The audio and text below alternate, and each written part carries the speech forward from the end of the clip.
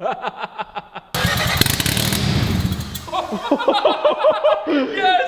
Yes! Guys, I am absolutely delirious and extremely excited and delirious about this Built to Apex oil pan. Not only that, we're this close to doing our first test fire on this car. I stayed up all night doing everything necessary to getting it to look half-assed.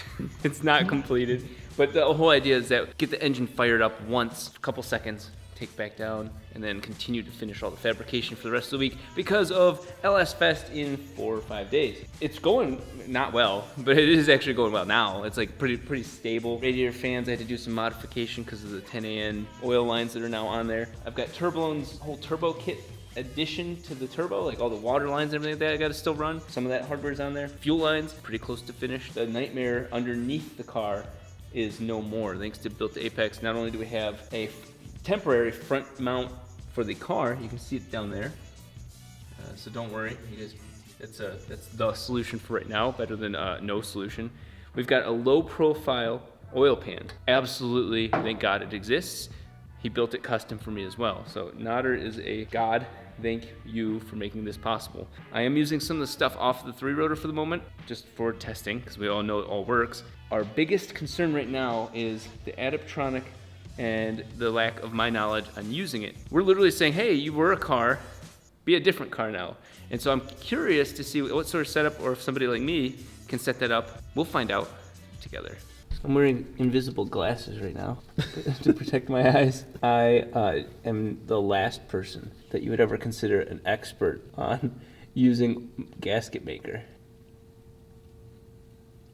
For as much as oil makes so much about cars possible, that shit is just everywhere at all times. It knows how to get in your mind.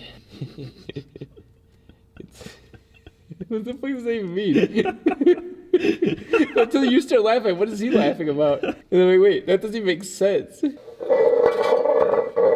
The thing that Nodder did special about this one is it's actually, I didn't know that the rear iron on a FD is different than the rear iron on an FC. So he put the front of a GSL SE, which is this old front brace, is the same brace on older motors, the rear of an FD. Nodder built this oil pan explicitly for this car. It is roughly the same lowest height of everything else that's on the car. So when I gave him the height dimension, it looks really spot on for what we need.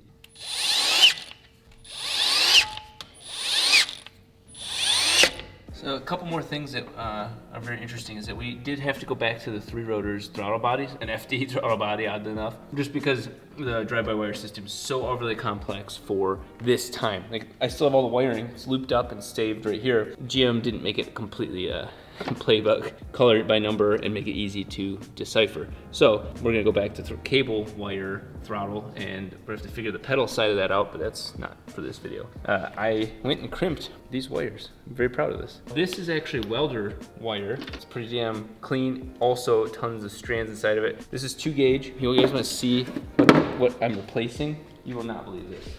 This is the stock wire for the Corvette. It's probably adequate, but that's what has the alternator connected to the starter, and then some idiot, I normally never say that, but some idiot actually had cut the ends off of the starter piece and used an even smaller gauge wire. I gotta find that, because it's fucking hilarious. Something I would have done back when I was like 12. And so it's the smallest wire. It's like, that's gonna catch on fire.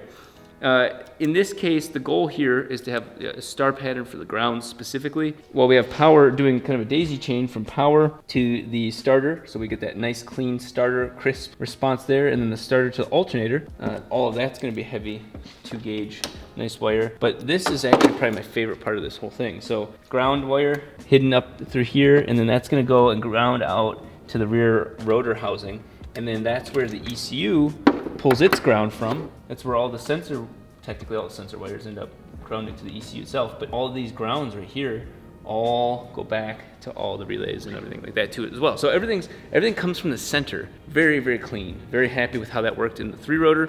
Obviously we never had ignition breakup or anything like that, so it's a wonderful setup. Left off the video with the car being almost completely assembled, but we knew we had to disassemble it. And here's why. Oh shit, part's not right here, hang on. It was this. This was what was holding us up this whole time. This broke while pulling out the LS, and I didn't think we were gonna use it, so it didn't matter. But here is the hydraulic bearing that we've now machined, as you saw in a video probably 2 days ago, for the Corvette and now my car. So there we go. It's kind of a cheaper version, actually a lot cheaper. And we get to put this in and move forward. We got that in, and we also got in the Treadstone front mount intercooler. And it's neat because it's actually meant for this car. I mean, not perfectly meant for this car, but it's meant for the dimensions and the minding the other things that are in this vehicle. So I'm sure there's some love needed, but we get to put that in there, and then tomorrow start making all the fabrication work. But we're gonna tear it all the way back down real quick, put this in, and then everything gets built, and we're firing it up in this video. What we have here is a 2-plate twin disc clutch. It's very small compared to like my Exit 3, but it works well with the splines for a Corvette, or any T56 really for that matter, and the setup for a flywheel on an RX-7. Thank God for Jared pulling this out of his ass. This is a butt plug, and I have oil on it on accident. This is a clutch alignment tool. And the most important part about that is actually this center part right here. That is a pilot bearing that's meant to do this. Say this is the end of the transmission. When you let off the clutch, so say you press the clutch pedal in, these two are spinning at different rates. That is what keeps them happy together. The only downside I have is that one's slightly smaller. Input shaft is slightly smaller at the very tip than the RX-7 is used to. So there is a little bit of play in that part, but still. So what we're gonna do is put the plates for the clutch on, make sure they all line up together with each other and centered in here before we attempt to put it into the Corvette. That is a pain in the ass when those two are not lined up. It's almost practically impossible. This is what a push style clutch looks like. You literally push on the fingers with the hydraulic bearing in this case. That pushes on that, and that ultimately releases the pressure inside of the clutch. And what you notice, these plates are holding on to the outside of the clutch. These are what transfer the energy through the drivetrain. So you have the disc spinning in here freely until it clamps. It clamps to these. So these have to send the power through here. The last piece of the puzzle is obviously the mixture of the two. So there, that is in alignment. That is the amount of clutch travel we have available to us. That's fully disengaged because look at, it all can spin. But then we're gonna clamp it down, and that's what's gonna produce that spring, or the amount of force that fights your foot. Go this way this time. We're actually going to bleed the clutch because this is a hydraulic clutch, and that's what that little nozzle down there is for. It's a little dark, but that's what that bad boy does. This is a nice quick disconnect, which should prevent it from leaking any fluid when you take it apart, but this whole thing should be empty at the moment. Fortunately, all the machining work I did, which looks nothing like Notter's, should work on the new piece as well. And then if the shoe fits, it looks like it will. That's good. And it's all centered because of him, instead of us just guessing if it would be roughly centered. So we have 5 bolts going to the torque tube and 7 going to the engine on the bell housing. That's pretty good odds. You're killing it, dude. Thanks, man.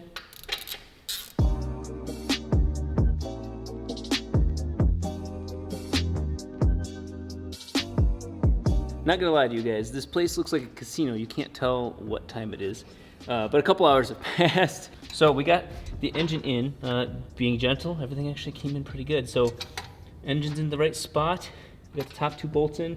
We're gonna continue filling the bolts in on the back of that, and we're gonna connect the engine brace. Yee fucking haw. Okay, so we just scavenged and found 2 bolts for the front brace. We're gonna grab more tomorrow. Pretty basic front brace. We're gonna have to weld it as well. Otherwise, we're not going very far. So we gotta remember to do that as well. I am currently setting up the full function oil pedestal. It's got both the oil temp sensor and the oil pressure sensor. These are basically liquid temp and liquid pressure sensors, so these are pretty standard. And this being an aluminum block, we can't go hog wild, but it's not brass. I think this might be brass. Aluminum and brass are not strong metals. Keep that in mind when you're doing stuff like this. These are the jarrets of metals. Grabbing all those threads. Last thing we need is more meltdowns. The next important part about preventing oil leaks is these O-rings here. So I've got those in a baggie. They might stick in there, but they have that room to grow. You need to have room to grow. So we're gonna go ahead and put this onto the oil pedestal on the car, And that's a major step in the right direction. Ooh, that sucks. It goes on like this, and really what it is a filter system. Oil comes in, goes through this area here, and then gets filtered in and goes to the center of the filter. That's pretty straightforward. Now that we've finally been able to put the oil system on because the engine hoist isn't gonna beat it up, we're gonna move to the primary fuel rail now. But there are the primary injectors. I'm gonna put these things, just like you saw from the last time, in there.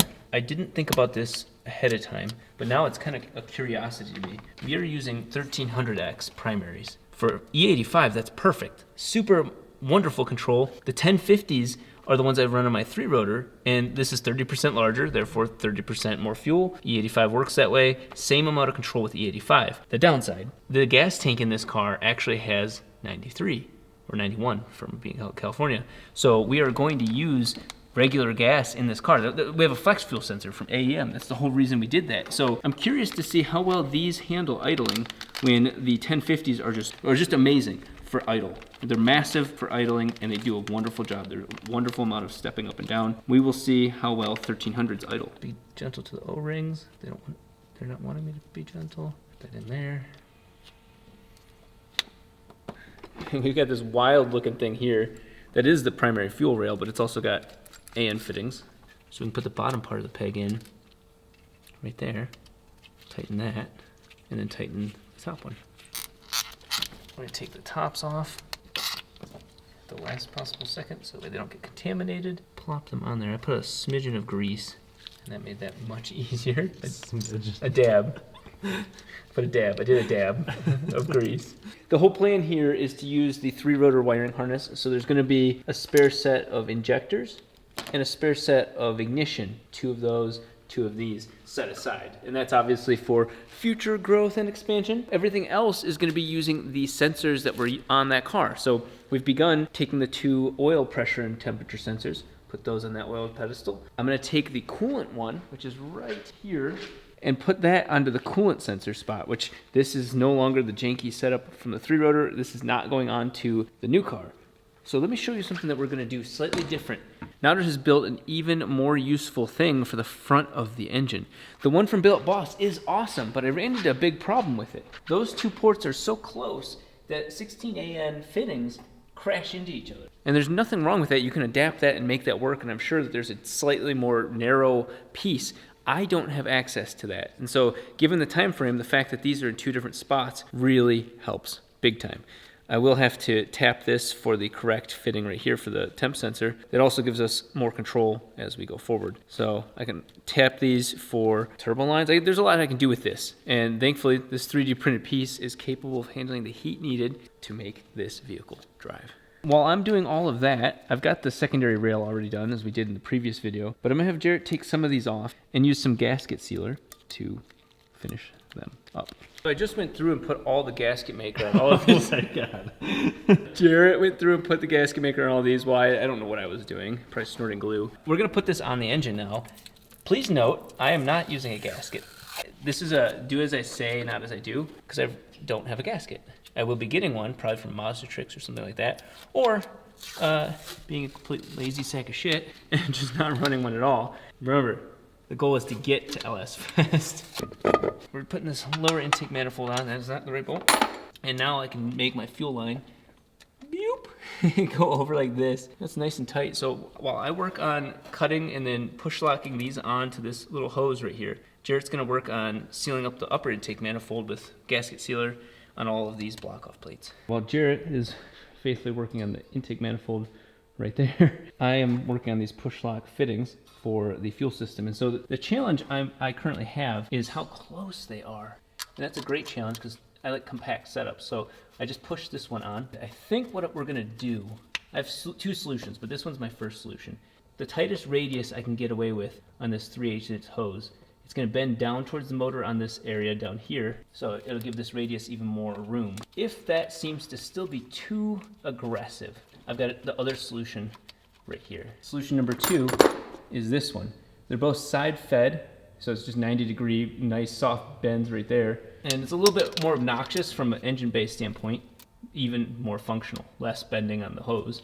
This is right here is the other side of the puzzle right there. But this is the back piece. And the reason I took it off of the 3 rotors, one, it has a 90-degree bend where the other one does not. So the 90-degree bend will go onto the back piece right back there in the dark. And then this comes up to about here.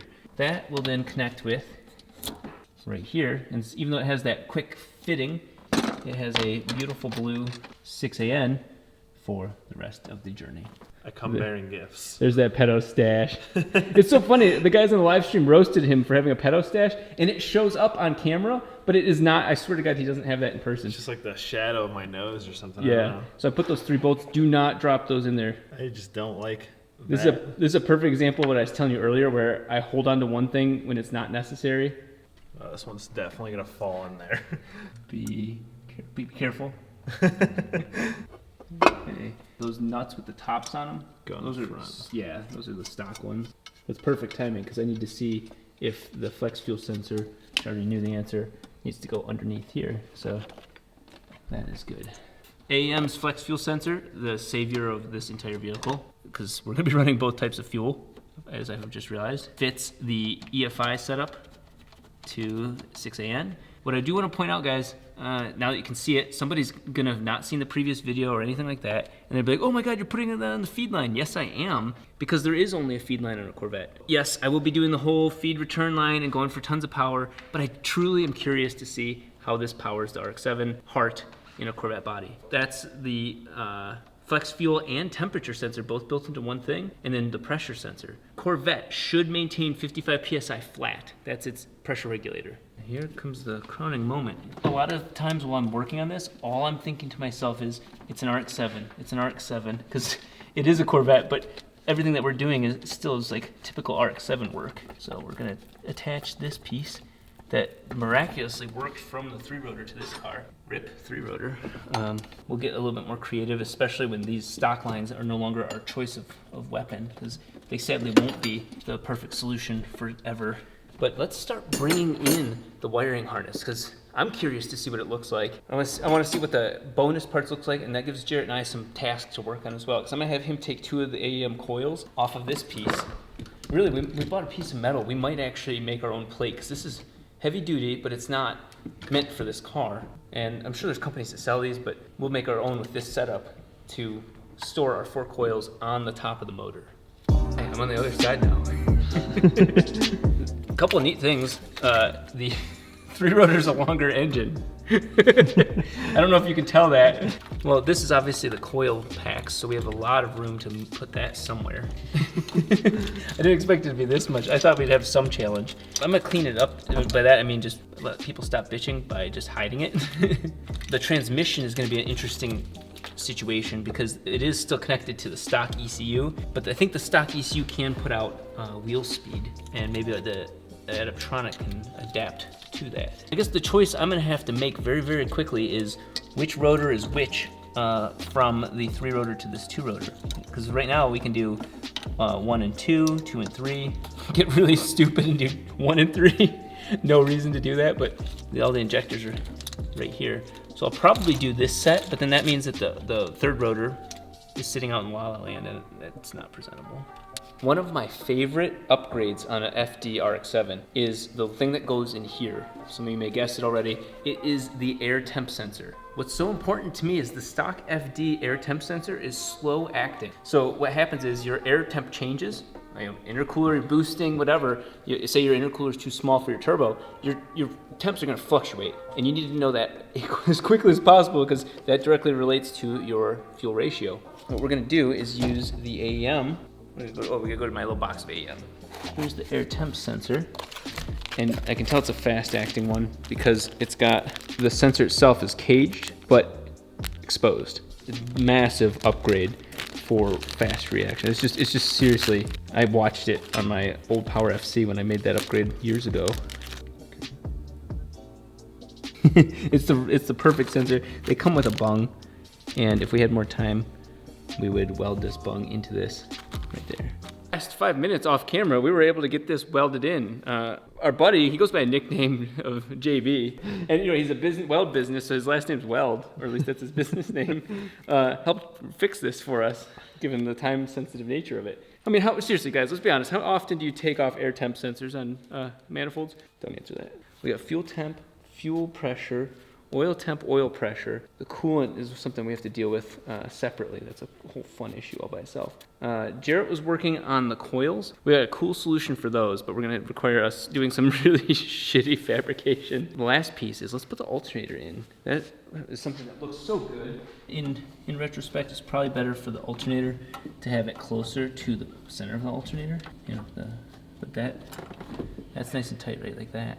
Well, with this being the old school multiple splices into the water temp sensor, we'll be able to clean this up considerably and hide it underneath either Built Apex or Built Boss adapter for the water system. More grounds, 2 more injectors, and then the timing. This is beautifully done. I'm very happy with how I had done this. Timing was very clean. Unfortunately, that connector is not going to work for this sensor. I'm not sure why we have a different sensor. I can't use the one from the 3-rotor or the FD. So I will have to cut this one and make the correct cables for that. So I'm gonna work on fixing this cable as well as the one for the temp sensor, and we're on the home stretch with wiring. I think Jarrett's gonna work on making an adapter for these to fit down here, and this is clearly long enough to take care of that. One of the things while I was working on wiring that I realized needs serious attention is the oiling system. This alternator is a little low for what I wanted, but that's what's great about these curved 90-degree push-lock fittings. This is a 10AN, and it's definitely where the oil comes out of the pump and then goes to what's going to be an oil cooler over here. So there's an oil cooler here and there's an oil cooler here, both on that radiator, the aftermarket radiator that we got.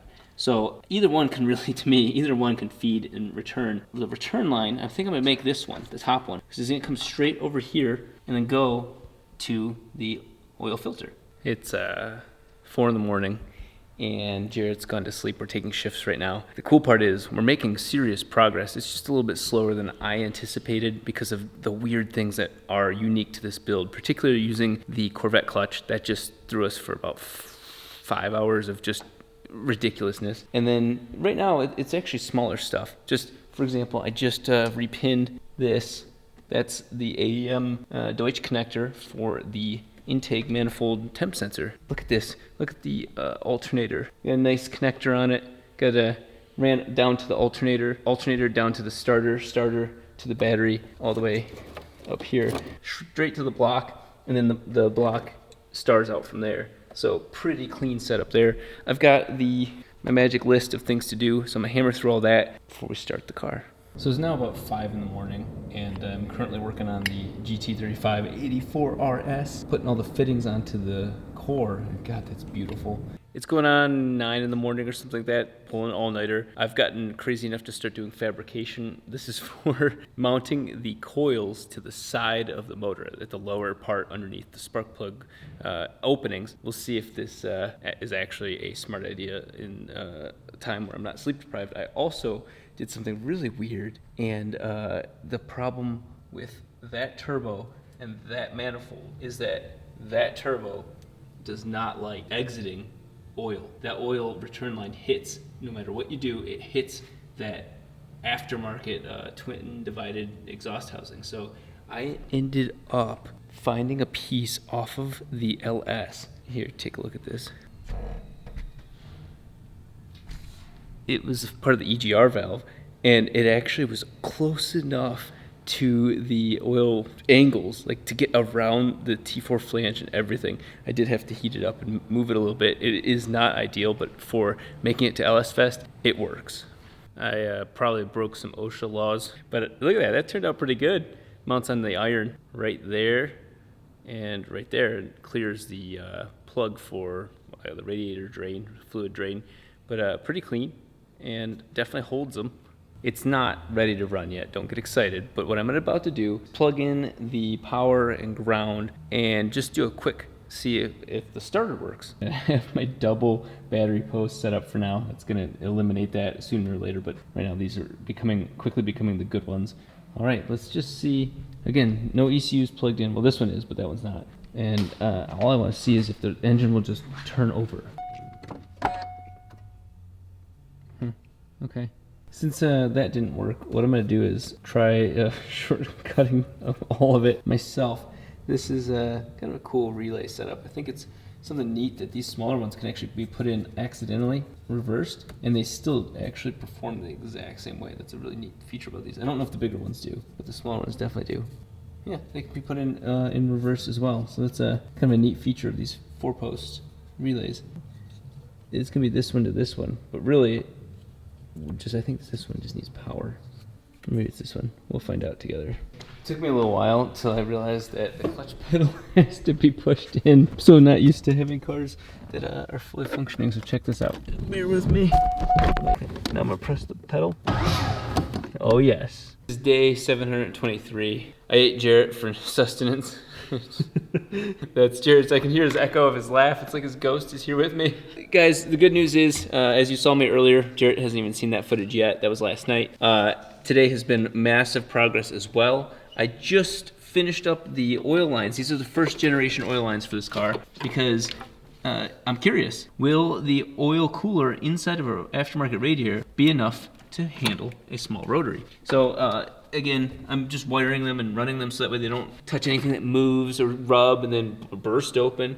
That is a nice little 10 AN circle from back here, hidden down right here, to the bottom of the oil cooler, to the top of the oil cooler, and then back to the feed line. The last thing we need to do to fire this is I do have the coils all wired up. I made that bracket you saw with an angle grinder and no OSHA supervision, and it works. The one thing I realized is that the Adaptronic, instead of saying cylinder 1, 2, and 3, it just says cylinder 1 and 2. So I was mistaken on saying 2 and 3, which are identical shape-wise on a 2-rotor to a 3-rotor. The Adaptronic always starts at 1. So I uploaded that other base map, and it worked.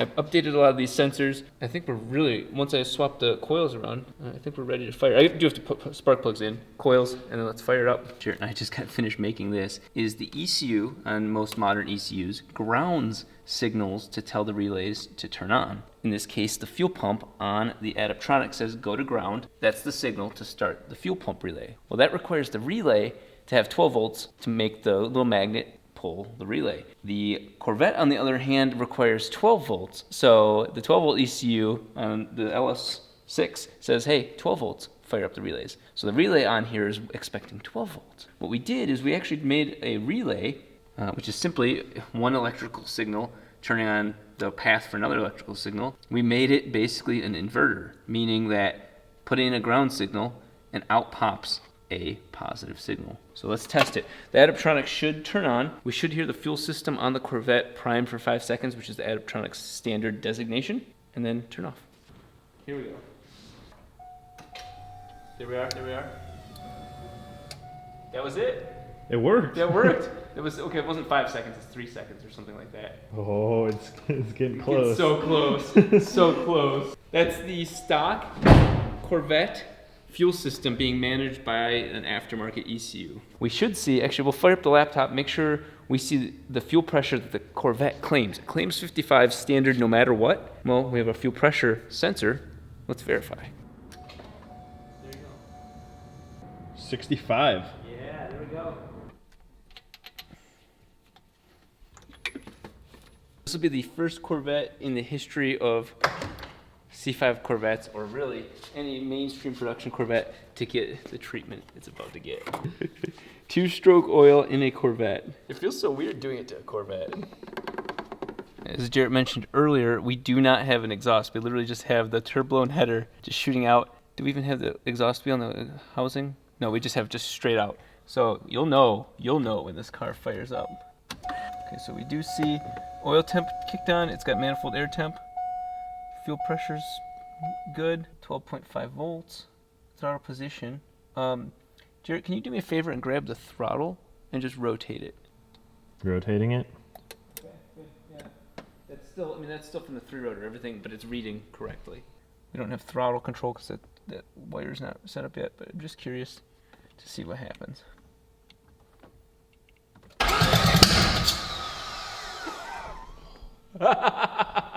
Holy shit. Did you see the flash? Yeah. Oh my god.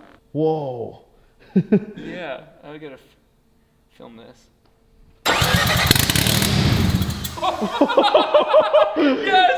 Yes, it's alive. It is alive. Holy. Dude, yes. Yes.